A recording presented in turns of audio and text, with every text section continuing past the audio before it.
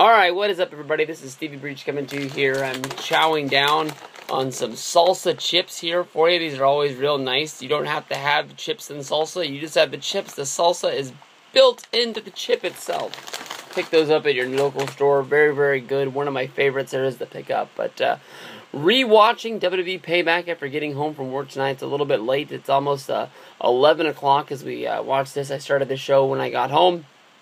And I wanted to rewatch everything. I was a little busy when the show was going down, and I'm honestly sort of glad that I missed a lot of the Last Man Standing match between John Cena and Bray Wyatt. Honestly, I didn't like this match at all. Honestly, hated the finish. There was lots of spots in the match that I liked as both guys crashed through the boards that surround the ring. They went through there out into the crowd, and I always like that spot. You can go back, Sheamus and Mark Henry, SummerSlam 2011. They do this spot like about once a year, and I honestly really thought it was really cool during this. But if they wanted a six-man tag, why didn't they make a damn six-man tag?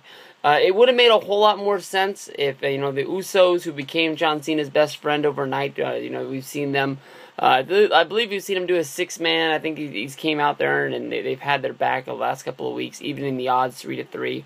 But it's a lot like when you look at Slammiversary with Sting going up against Aces and Eights. He was able to put together a group of friends. He brought back the main event Mafia that helped take down the Aces and Eights group. But, if these guys were his friends and they wanted to join a union, why didn't they come out and help him last month in that cage match?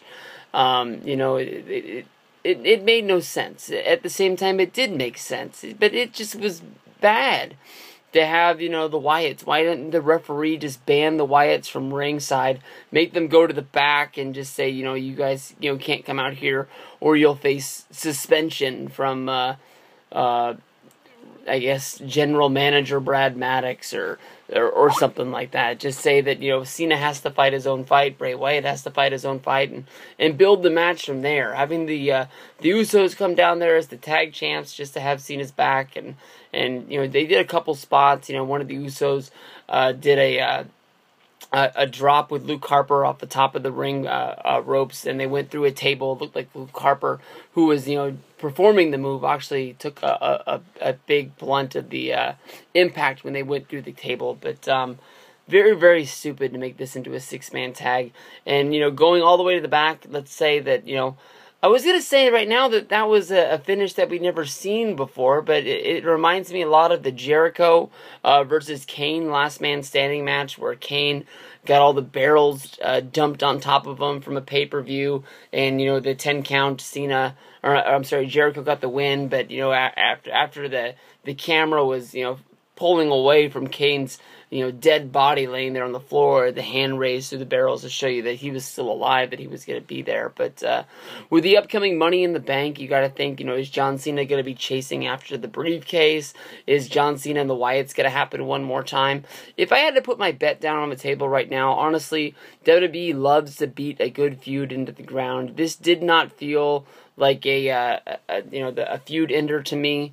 I honestly think that this was the Last Man Standing match. Maybe from here you go to an I Quit match, and maybe that's going to be it. But I think they did an I Quit match at the Extreme Rules, so maybe they won't want to finish that up or follow that up so fast. But John Cena, to me, is the kind of guy who normally always pulls up and always has a good match. But this just had a bad feeling of just putting together, a bad situation. If you wanted a six-man tag, make a six-man tag. If not, have the Wyatts and have the Usos stay in the back, and let's just see what these guys can do.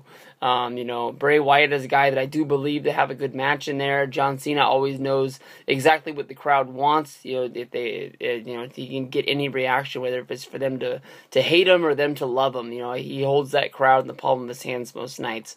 And Chicago would have loved to boo John. We saw everybody going crazy for Bray when he was coming out. All those lights, it seemed like everybody in the whole place was holding their iPhone up, lighting that whole arena up. It was a very cool scene.